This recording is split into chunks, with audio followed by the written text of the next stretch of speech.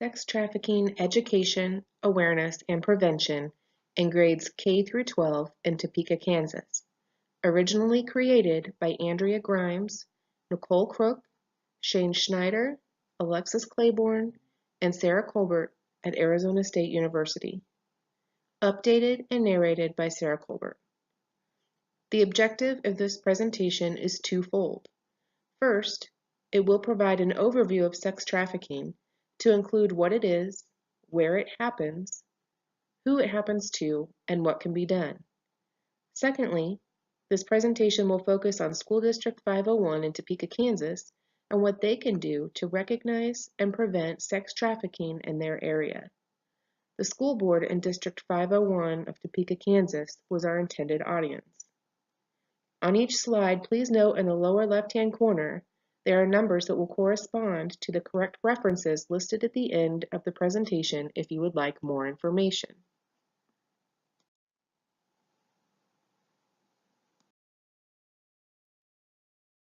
There are varied reports on exactly how lucrative this business is, given the nature of the business itself. However, moderate numbers reflect that human trafficking equates to big bucks. In 2015, trafficking generated $150 billion.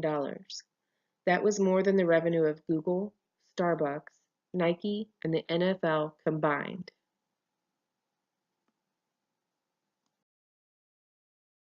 Every minute, somewhere in the world, a woman or a child becomes a victim of sex trafficking. The industry is the fastest growing criminal enterprise in the world. It is also one of the most lucrative businesses.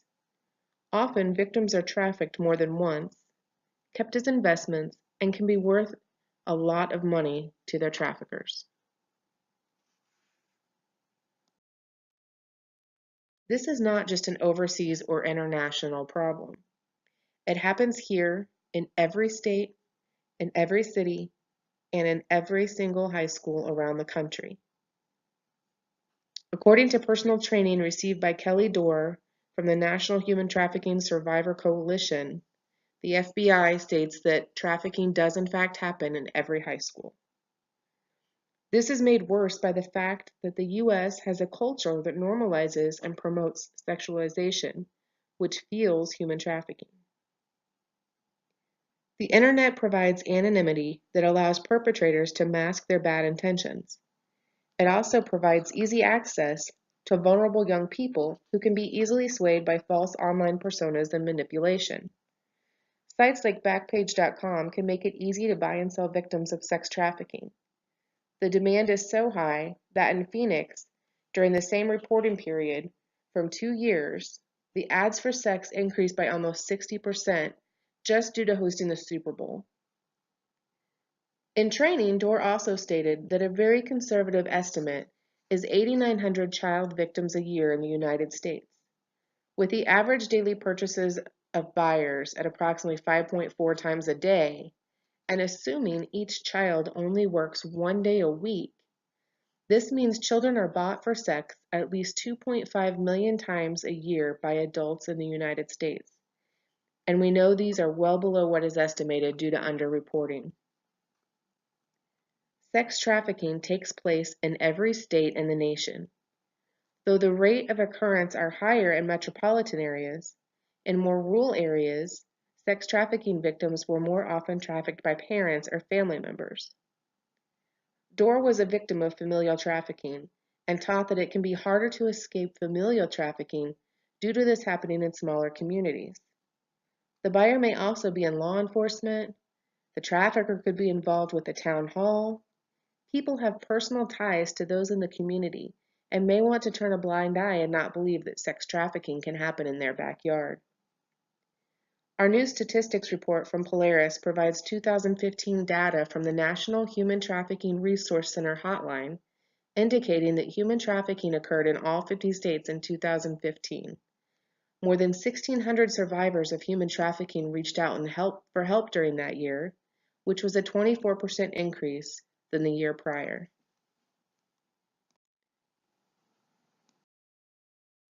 The sex trafficking epidemic is not a 21st century problem. In fact, there is record of such activity all the way back to the Middle Ages. However, it was not until the Progressive Era in the late 1800s that those involved in social reform worked to bring attention to sexual slavery, or as it was referred to at the time, white slavery. Historically, women of color and minorities were often seen as participatory and immoral when it came to the sex trade, whereas those who were white were seen as victims. The first law written specifically for sex trafficking, known as the Mann Act, unfortunately criminalized those that were the victims in the act and just focused on not transporting females across state lines. Moving forward in 1921, the League of Nations finally replaced the term white slavery with trafficking, and 30 or so years later brought in the notion of human worth into the mix. During the late 90s Clinton era, human trafficking was brought to the forefront again, and the United Nations adopted the Palermo Protocol, setting regulations for prevention in trafficking cases. The Trafficking Victims Protection Act was passed in 2000. The act defines sex trafficking as the recruitment, harboring, transportation, provision, obtaining, patronizing, or soliciting of a person for the purposes of a commercial sex act, in which the commercial sex act is induced by force, fraud, or coercion, or in which the person induced to perform such an act has not attained 18 years of age. The 3 P's of this act are the goal. They are prosecuting traffickers, preventing trafficking, and protecting victims and survivors. Those youth that do not have the permanency of a home, or who may move from hotel to hotel, are of interest to traffickers because they are easier to lure in with the promise of shelter and food. The youth at the greatest risk of being trafficked are those in the foster care system, as they often are the forgotten children. These kids are looking for love and stability that they often do not have growing up in the system. Traffickers also look for youth that portray low self-esteem and the ones who can be easily manipulated. They will buy the trust and love of the victim by pretending to be their friend or boyfriend, and then betray that trust by trafficking them.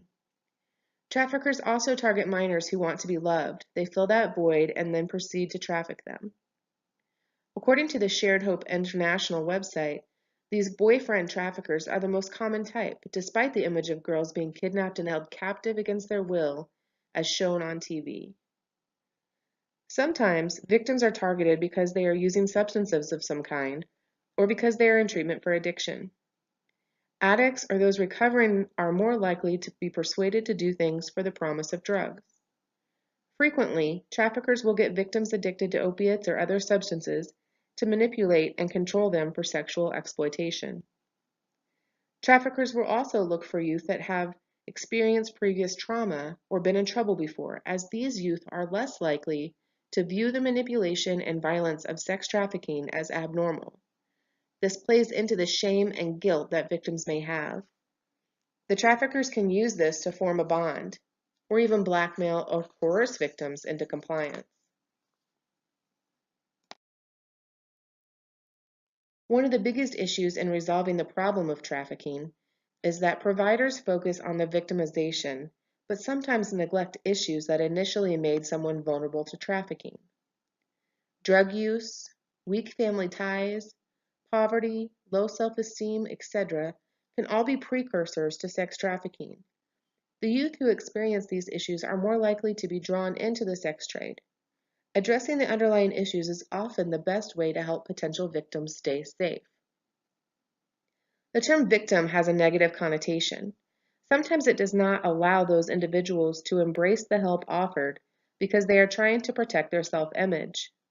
They may not want to be seen as victims and therefore do not want the help provided. Using the term victim can make them feel weak. The National Human Trafficking Survivor Coalition states that the term survivor is preferred for most. Sometimes victims of sex trafficking are described as victims of sexual abuse.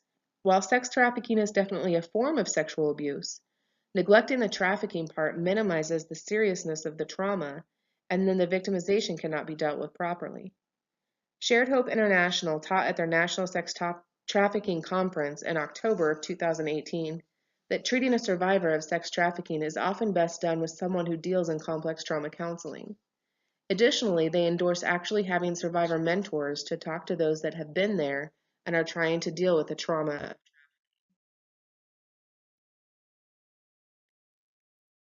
Of all of the predicators that put a minor at risk for sex trafficking, homelessness is the most prominent. Often fleeing abusive or dangerous situations, runaways have no place to which they can return in order to escape the trafficking. According to Project Starfish, 1 out of 3 runaways will be trafficked within the first 48 hours. Lacking shelter, money, food, and security, they easily fall victim to traffickers who, once they have them under their physical control, use a variety of psychological and physical means to keep them there. Pimps maintain control of their victims through coercion, threat, force, abuse, degradation, addiction, and other means designed to create dependency on the trafficker. Some will even go into homeless shelters to recruit victims. The trauma traffickers inflict on their victims is often so severe that some victims begin to look at their pimps as benefactors or boyfriends. There are signs to look for to see if a person may be the victim of trafficking. Project Starfish identifies some physical signs as bruising, burns, branding tattoos, and poor health. They also identify some behavioral signs as being anxious and secretive, increased truancy, substance use, having an older boyfriend, having tangible things that are beyond their means, like expensive purses or new electronics. These things alone do not mean that the person is being trafficked, but they can be signs to look for to start asking the probing questions. Of all the predicators, Kansas is fertile ground for traffickers for a variety of reasons. The state is geographically centered in the middle of the country, offering easy transport of victims. Expansive rural areas offer locations where traffickers can hide victims, as well as possible increases of familial trafficking. The state has centrally located metro areas through which several major interstate highways pass. In addition, our agriculture industry attracts migrant and undocumented workers who have children that are difficult to track. The state has casinos, military bases, and trucking traffic that provide much of the demand for traffickers. Kansas has a depressed economy that leads to increased poverty and homelessness. Traffickers also take advantage of that fact to lure minors with the promises of easy money.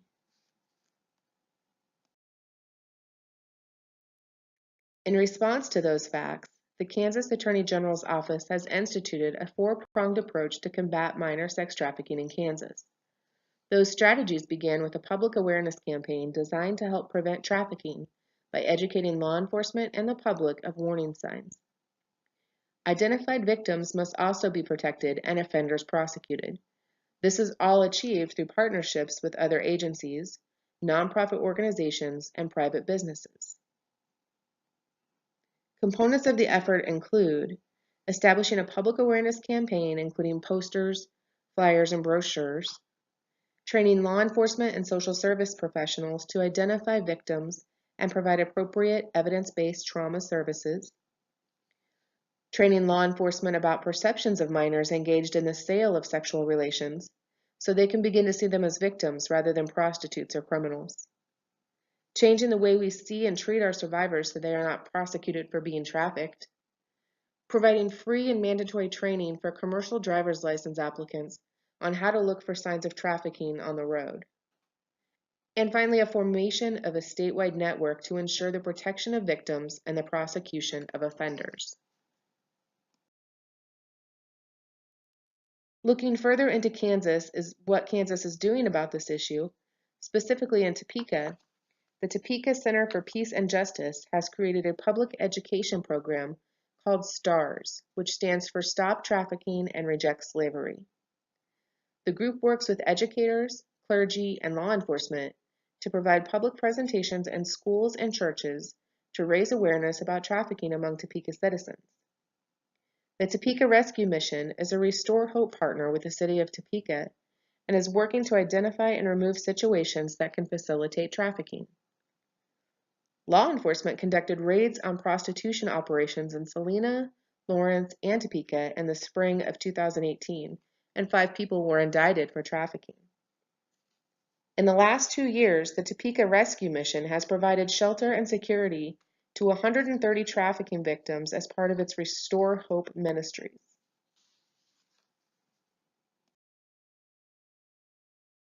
Although some groups more likely to encounter a minor trafficking victim, any one of us could meet a victim at any time.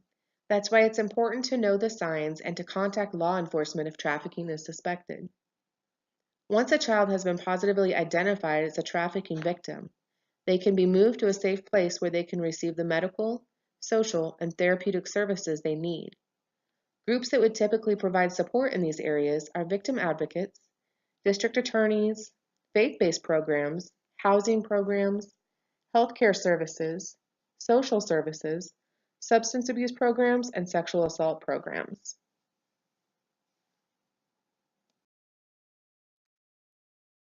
The Kansas Attorney General's Office has instituted a public awareness campaign to educate on sex trafficking, what to look for, who can be a victim, and how to make a difference.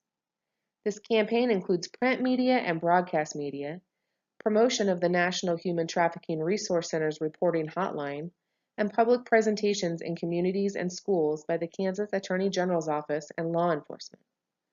The Attorney General's Office has formed a Human Trafficking Advisory Board also to develop trainings for law enforcement, social workers, media outlets, educators, and the general public.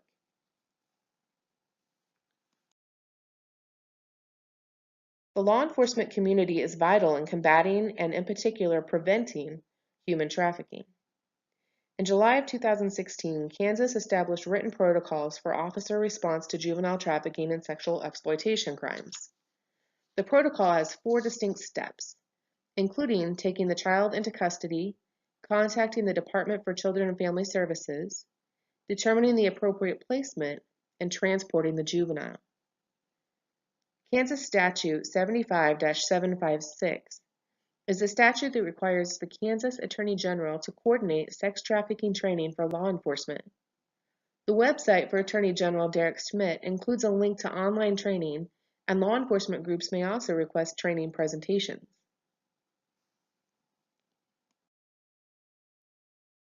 Healthcare providers are trained in how to respond when they come into contact with trafficking victims.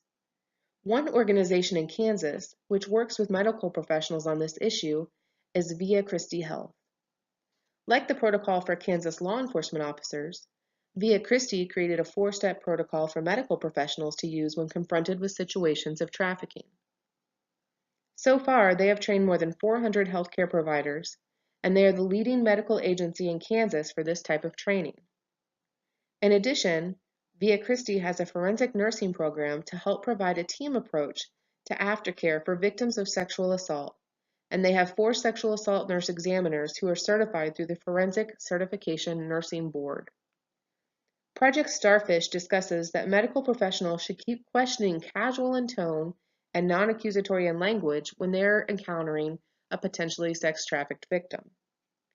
Additionally, separating them from anyone that may have accompanied them to a medical appointment is important so the victim can realize that it is a safe, confidential space.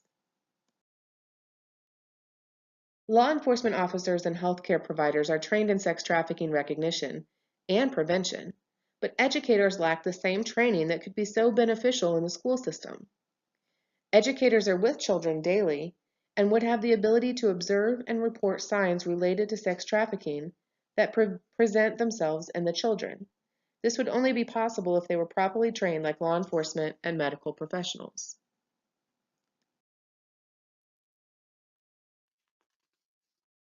Educators are an important group that can help fight trafficking and help the victims. According to the National Center for Education Statistics, Kansas children spend an average of 178 6.8-hour days in school. Children spend almost as much time at school as they do at home, and in some cases, see school staff more than their parents or guardians. In cases where an educator sees a child more than their guardians, it is paramount that they know the signs of a trafficked minor. The children who tend to see school staff the most are often the ones already at risk for becoming victims of trafficking. Additionally, the child's guardians are less likely to recognize these issues simply because they spend less time together. Also, kids trust most educators, and as such, they often share information with them, including material that they will not or do not share with their guardians.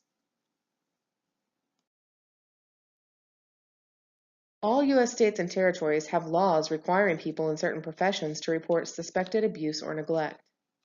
Mandated reporters can include physical and mental medical professionals, educators, law enforcement officers, child care providers, and even medical examiners. According to Kansas statute, teachers, school administrators, and other employees of an educational institution which a child is attending are mandated reporters. In Kansas, as in many states, a report is required anytime a reporter has reason to suspect that a child has been harmed as a result of physical, mental, or emotional abuse, or neglect or sexual abuse. While the Unified 501 District is addressing certain things in their strategic plan, which may help combat sex trafficking in their schools, room for improvement is present. Objective 1.2 of their strategic plan of the Topeka schools states that all of the youth will be met with an appropriate intervention and trauma-informed care. An increase in trauma-informed care can reduce trafficking risks and can increase positive behavior, leading to a decrease in risk factors for trafficking. Objective 4.1 says that the district will provide comprehensive services that address mental health and behavioral health needs. These interventions may be beneficial to identifying students at risk for being trafficked, as well as providing wraparound services for existing victims. Objective 4.1/2 states that all educators will be trauma informed. This should assist victims in feeling that they are understood. Objective 4.1/3 state that the district's schools will be safe spaces for all kids. This could help potential victims or minors who have already been trafficked feel safe enough to share with educators and ask for help. Even with this consideration, there is more that District 501 can do. Educators are already mandated reporters. With extra training, specifically in sex trafficking, they could rescue some of the trafficked children who pass through the Topeka education system. Unified School District 501 could utilize some of the many training resources that already exist. Polaris is a nonprofit organization whose mission is to eradicate human trafficking.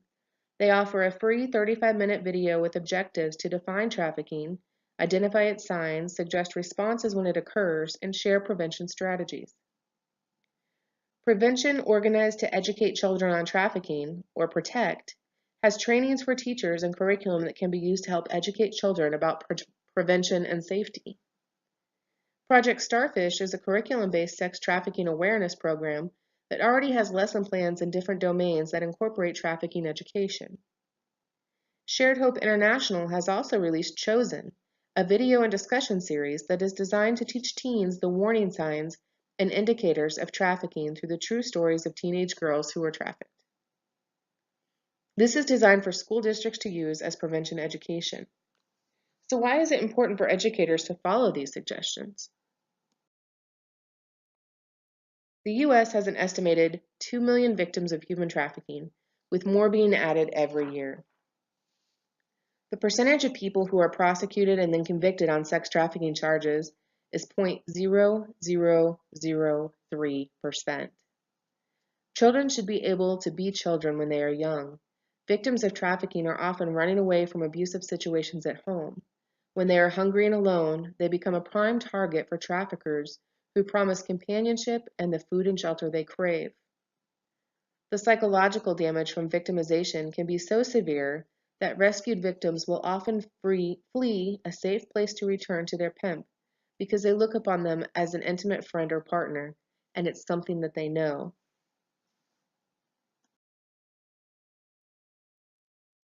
It's important that educators have handouts readily available. There's several different online websites that offer different training and education materials. They could look at OJJDP, Safe Supportive Learning, HelpingTraffickedPersons.org, Protect Now, Shared Hope International, or any of the other resources that have been mentioned. I will leave you all with this quote from President Barack Obama speaking about the White House Ending Human Trafficking Initiative. When a man, desperate for work, finds himself in a factory or on a fishing boat or in a field, working, toiling for little or no pay, and beaten if he tries to escape, that is slavery. When a woman is locked in a sweatshop or trapped in a home as a domestic servant, alone and abused and incapable of leaving, that's slavery. When a little boy is kidnapped, turned into a child soldier, forced to kill or be killed, that's slavery. When a little girl is sold by her impoverished family, girls my daughter's age, runs away from home, or is lured by the false promises of a better life, and then imprisoned in a brothel and tortured if she resists, that's slavery. It is barbaric, and it is evil, and it has no place in a civilized world.